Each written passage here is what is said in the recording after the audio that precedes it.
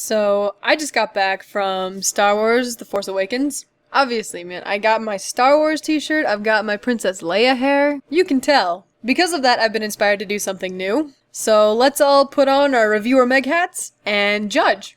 This will be a 100% spoiler-free review, so I got you back.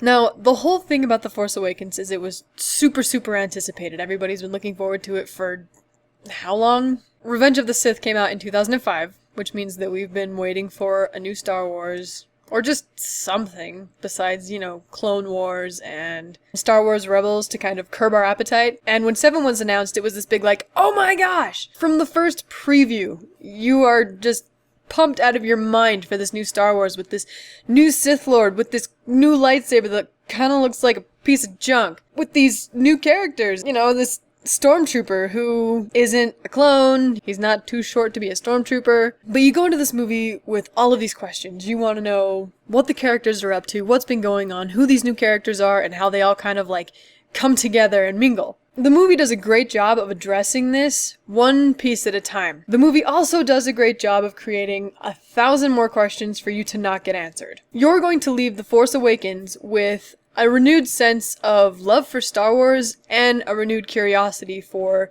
this universe to know what happens. The action scenes in the movie are awesome. There are dogfights, there are lightsaber battles, there are catfights between Han and Leia.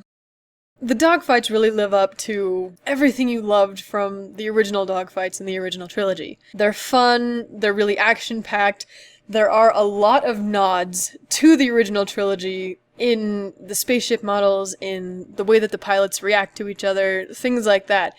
It's all very Star Wars-y. Every Star Wars movie is going to have a lightsaber battle. Sometimes they fall short. It does not fall short in The Force Awakens. In fact, it makes you want more.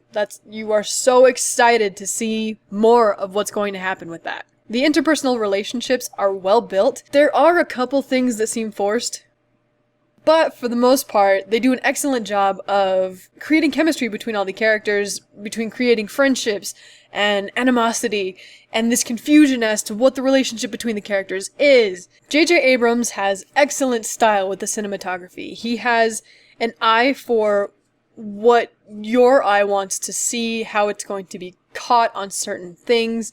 The way that he portrays certain scenes makes you feel a certain way, and it's beautiful. Another excellent tip of the hat to George Lucas is the screen wipes. As you're watching the movie, there are the screen wipes where all of a sudden you're panning through the stars and then an X-Wing will bring in the next scene with a screen wipe. And it's just one of those things where you're sitting down and you're like, wow, I am watching a Star Wars movie.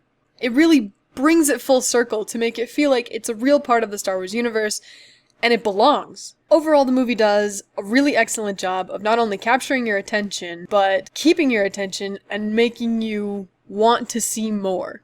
You want to know what happens. You want to understand every little piece of what's going on in this movie and how it's going to correspond with all of the other movies that are yet to come. I loved it.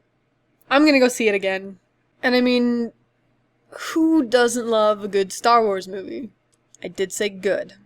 So, do you agree? Do you disagree? Leave me a comment and I'll let you know if you're wrong. And as always, until next time, stay sweet!